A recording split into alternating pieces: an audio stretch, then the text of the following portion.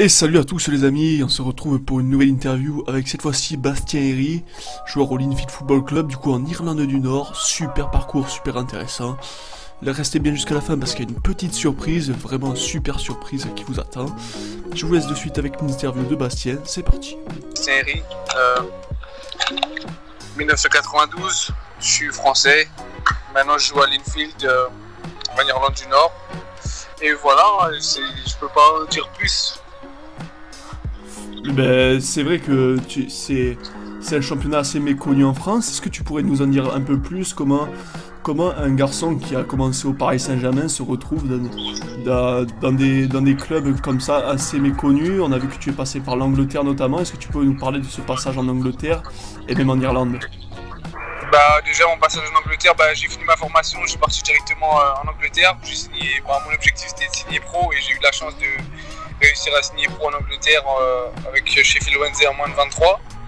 C'était un coup dur aussi parce que j'aurais aimé rester en France, mais bon, après j'avais pas peur de partir à l'étranger.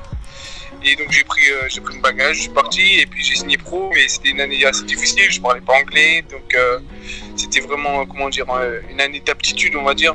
Donc j'ai appris l'anglais, j'ai appris le football anglais, je suis resté en moins de 23, j'ai pas eu la chance de jouer avec les pros quoi.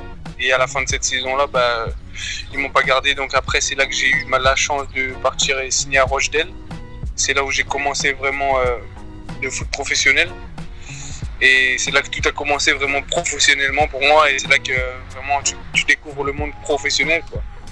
Et puis je suis resté là-bas, combien de temps? 4 ans et demi, je crois, ouais, 4 ans et demi. Ouais, 4 ans et demi, je suis bien resté là-bas. Je m'en rappelle plus très bien. Et après, quand j'étais à Accrington Stanley, j'ai eu vraiment 6 mois très difficiles. J'ai pas joué beaucoup, vraiment pas du tout. J'ai joué un seul match en coupe et j'ai eu un ras-le-bol. Donc je me suis dit, il faut que je parte. Je commence quelque chose de tout nouveau. Et j'ai eu l'opportunité d'aller en Irlande. Quelqu'un que je connaissais me dit, oui, tu peux aller en Irlande en D1 là-bas. Les premiers clubs jouent des places européennes et en fait mon objectif c'était ça, c'était de jouer des championnats où je pouvais me qualifier pour des phases préliminaires de Champions League ou d'Europa League et aujourd'hui j'ai réussi mon objectif on va dire. Non mais ça en tout cas c'est vrai que pour les jeunes joueurs qui nous écoutent, c'est vrai que c'est un choix qui doit être très difficile. Tu es parti de la France en 2012, tu étais quand même très jeune et tu as pris ce choix très jeune de partir à l'étranger, c'est un choix très courageux. Et c'est vrai qu'au final, entre jouer à la 4ème division anglaise ou se bagarrer pour des places en tour préliminaire de Champions League dans des championnats un peu plus méconnus, moi je trouve que c'est un excellent choix. Toi, tu viens de nous le dire, c'était un choix, t'avais envie de jouer ces tours préliminaires. Est-ce que tu connaissais ces championnats avant d'y signer ou comment tu pourrais jauger le niveau dans les championnats irlandais? Non, pas du tout. Franchement, je connaissais pas du tout. Je connaissais pas du tout. C'est un agent que je connaissais depuis l'Angleterre m'a dit bon, écoute, j'ai un club là, ils peuvent te prendre tout de suite. Vous pouvez vous qualifier pour les phases préliminaires de Champions League, d'Europa League. J'avais vraiment besoin de commencer quelque chose de nouveau et puis j'ai pris le risque et ça a marché. Mais le championnat, on va dire, moi je suis en Irlande du Nord. Déjà en Irlande, le championnat c'est pas mal. Ça joue beaucoup au ballon. Je pense que c'est pas assez connu. Je pense que ça devrait être plus. Wow. Ça devrait être plus vu. Je pense que c'est dommage parce qu'il y a de très bons joueurs. Et en fait, comme en Irlande, il y a le Gaelic Football qui est au-dessus du foot. Ça veut dire que le foot passe après le Gaelic Football, c'est un peu compliqué. Maintenant, là, je suis en Irlande du Nord. Bon, l'Irlande du Nord, on va dire, c'est vraiment comme l'Angleterre et le foot passe avant tout. C'est un championnat très, très physique, très rugueux. Mais c'est similaire aux League 1, League 2, conférences en Angleterre, quoi. Et parce que on voit que ton profil, pour ceux qui te connaissent pas, tu es un milieu central ou plutôt milieu défensif relayeur, j'ai envie de dire. Un gabarit 1m75, du coup plutôt technique. Toi, ce profil, il doit être pas mal recherché du côté de l'Angleterre. On sait qu'ils sont friands de ce genre de joueurs. Comment tu te positionnerais ton niveau comparé au championnat? Tu es un des meilleurs joueurs ou je vais pas mentir, techniquement, franchement, je suis à l'aise. Après, il y a des matchs où ça joue pas au ballon, c'est la bagarre. Et c'est là que je dois justement aider l'équipe du mieux que je peux, dans la façon où je suis pas vraiment un spécialiste. Et de s'adapter à des choses comme ça, c'est important parce que après, ça sert toujours. Hein. Ah mais c'est sûr, en plus, c'est vrai que de la France, ça peut paraître logique, le championnat d'Irlande du Nord est assez méconnu, du coup, est-ce que tu pourrais nous en parler un peu plus du format? Aujourd'hui tu es à Linfield ça se bagarre pour les premières places, on imagine. Combien il y a de clubs? Est-ce que les stades sont plutôt remplis? Il y a 12 équipes dans le championnat, on joue 3 fois chacun, donc aller et retour aller. Puis après, ils coupent le tableau en deux. Et après, les 6 premiers jouent entre eux. Et les 6 derniers jouent entre eux pour la relégation. Et les 6 premiers jouent entre eux pour être premiers. Après, vu par rapport au coronavirus, on n'a pas pu finir. Mais on était premiers dès qu'on a été déclaré champion. Et bah, là, on joue les barrages de Champions League, quoi. Mais c'est un championnat vraiment rugueux. Et puis en sachant que tu joues 3 fois chaque équipe, ça va vite. C'est beaucoup de la répétition. Il faut vraiment être consistant. Ah oui, mais surtout, tu viens de dire quelque chose de très très intéressant, les amis. C'est que aujourd'hui, avec ton club, tu vas jouer les tours préliminaires de Ligue des Champions. Ça veut dire que ça peut amener de belles soirées en semaine pour toi et pour ton club. Parce que on en a parlé, c'est vrai que jouer la Ligue des Champions, c'est un rêve pour tout joueur. Et il n'y a pas que en passant par des top clubs qui demandent un acharnement et aussi un talent inné hyper important. Moi je trouve que c'est un choix très intelligent de ta part d'aller voir un peu ce qui se fait ailleurs, et on a vu que tu es parti très tôt du côté du Royaume-Uni. Et du coup la suite logique ce serait, est-ce que toi dans un coin de ta tête tu aimerais un retour en France, ou c'est pas du tout dans tes plans, tu es totalement acclimaté au Royaume-Uni? Franchement non, je vais pas mentir, retourner en France serait avec un grand plaisir. Après il faut des bonnes conditions. Faut que je sois content de repartir en France dans de bonnes conditions, quoi. Moi je pense que dans la vie il faut être content, il faut être happy. Si tu es happy de tes choix et puis tu es bien, c'est ça le plus important.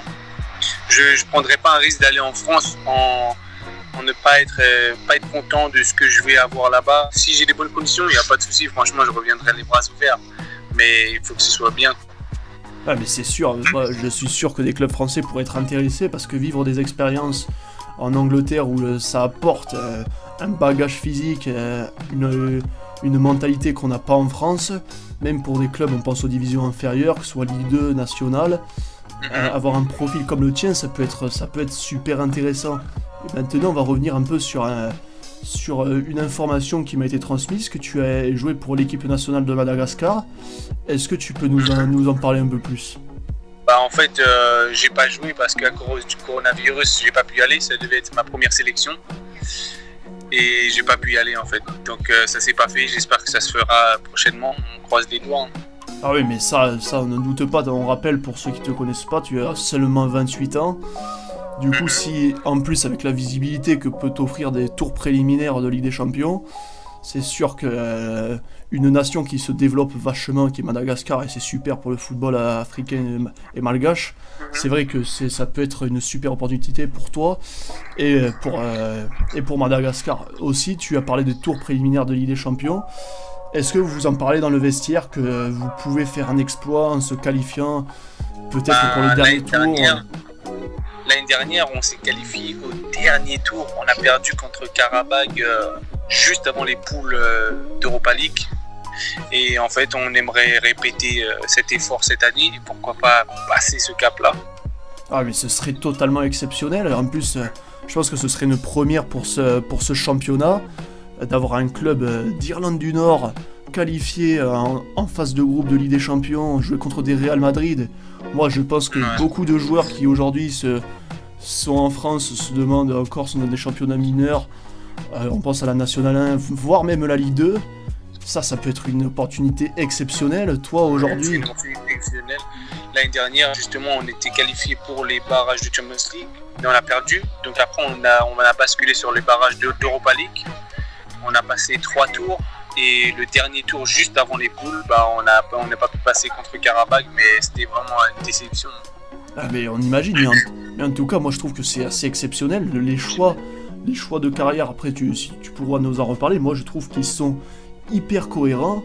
C'est-à-dire qu'au lieu de s'embourber dans des championnats mineurs, on va dans le top championnat du pays, et on peut s'offrir des soirées en semaine exceptionnelles qui peuvent marquer l'histoire d'un championnat et d'un club. Moi je trouve que c'est c'est un choix qui doit être mis, qui doit être mis en valeur. Moi, c'est pour ça que j'ai fait ce choix-là d'aller en Irlande, en fait. C'était, dans mon objectif, c'était je veux faire ça, je veux jouer en Europe. Et franchement, après 3 ans en Irlande, j'ai réalisé ce que je voulais. Et là, on l'a fait l'année dernière.